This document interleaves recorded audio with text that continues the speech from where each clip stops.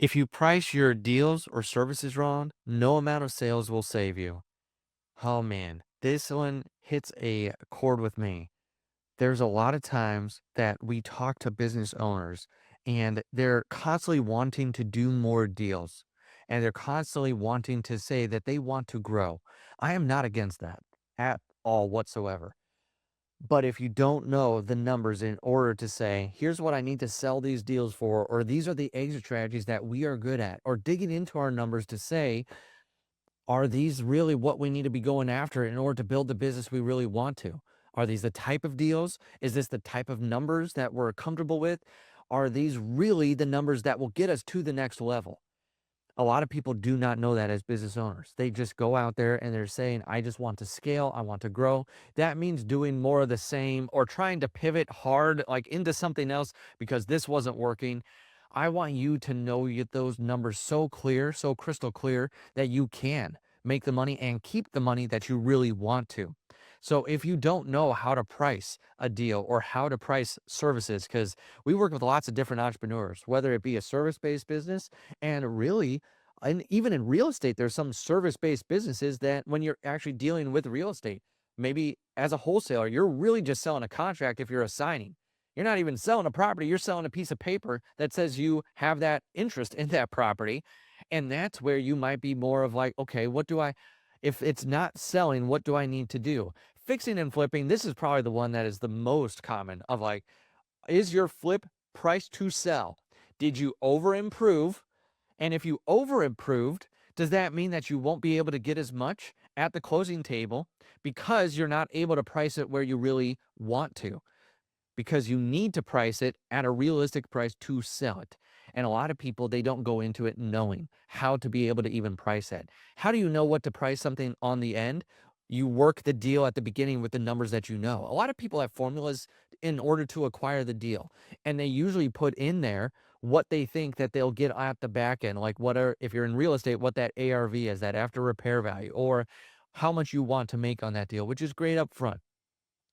But I also want you to realize, okay, how much am I really going to keep? Am I going to put some of this in my pocket? Am I going to be able to pay myself if we make 40,000 on this deal? I want you to look at pricing your deals in a very different manner than you've ever looked at it before. Okay, here's something I want you to do. Instead of upfront, your typical formula, maybe let's just take real estate. It's ARV, time, minus the repairs times 0.65, like gives you what the profit's going to be at the end. And most people say they want to make on a flip 30 to 50K, or they want to make at least 30 to 40% gross profit margin, meaning you sell a property for, a higher dollar amount, you make more at the very bottom. So what I want you to look at it is a little bit different. In order to price these houses on the back end, I want you to work it a little bit different on the front end. How do we do that? Instead of just saying your formula and spitting out a bottom line number, like let's just make it very easy, 50,000 is what you want to make on this property once you run your numbers. Instead of just looking at that 50,000 as the profit you want to make, take it one step further. If you've never implemented profit first, this is what I want you to be thinking. This is what profit first is really about, helping you to close more deals and be able to keep more of the money. Profit first says, I want to now split out that 50,000 that I make from this deal up front when I'm running these numbers, and then when I actually sell it, I'll make 50,000. Then I want you to look at that 50 and say, by percentage, how much could I put of this 50 in my pocket? How much am I going to pay myself? How much am I going to pour back into the business in the operational expense account? How much do I need to save for taxes, especially if you're doing an active type of real estate or any active type of business where you don't have a lot of depreciation? The other thing I'd be thinking about too is what is some of the profit, just some in either in reserves or a profit account so that we actually have some buffer in the business. So that 50,000 doesn't look like 50,000 anymore, does it? 50,000 might look like, well, I need 25,000 of it to go back into the business, and I need 10,000 of it to pay myself, and I need, 5,000 of it to go to profit, and the rest of that I need to go towards taxes because I know my tax bill's going to be a hefty one, so I need a healthy percentage going into the tax bucket. This is where you look at things differently. So when you actually price that house to sell on the back end, or how you price the contract if you're wholesaling it or whatever it might be, whatever business you're in, that might even be a service-based business like what we do. We have a service-based business where we help in, profit first implementation for business owners.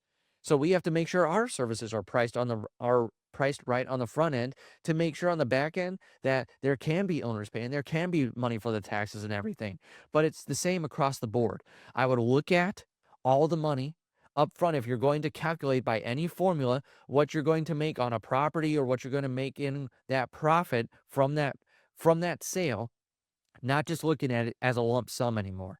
Then you break it down into what are you paying yourself, what's for taxes. It will help you to calculate what you really need to sell those services or those properties for, which is usually an eye-opening moment for our clients, because then they don't look at each deal individually as this lump sum. They're now looking at it as, okay, it's 50K, but really it's X amount goes to the business, X amount goes towards me.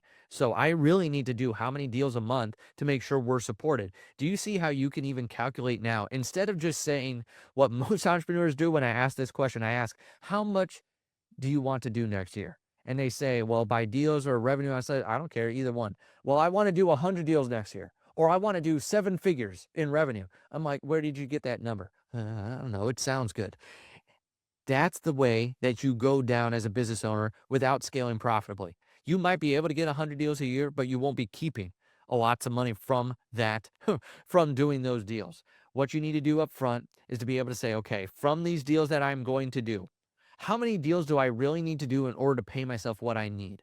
That's where a lot of business owners do not know what they need from their business. Have you ever sat down to say, I need 10,000 a month or 15,000 or 20,000 to support my current lifestyle and to support my family and to support the people I care about that your money depends on?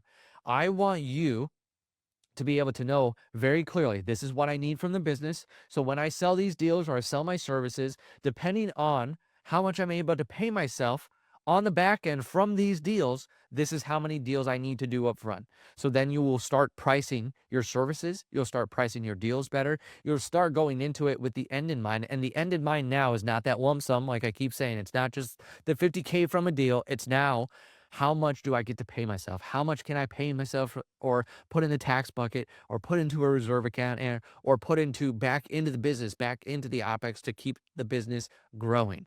So in order to really scale how you want to, it's taking an extra step at the front to be able to say, if I am going to price my services, if I'm going to be able to price these deals right, I need to know how much am I really making from these deals and put them in the different categories. That will make you a business owner that is truly savvy when it comes to their numbers, and not just a business owner who's trying to scale by their gut feelings anymore. Thanks for spending time with me today. If this episode gave you clarity or a new perspective, be sure to like, subscribe, and comment below. If you're ready to apply what we talked about today with real guidance and accountability, visit ProfitREI.com to schedule a free discovery call with us to create your path to financial clarity and freedom.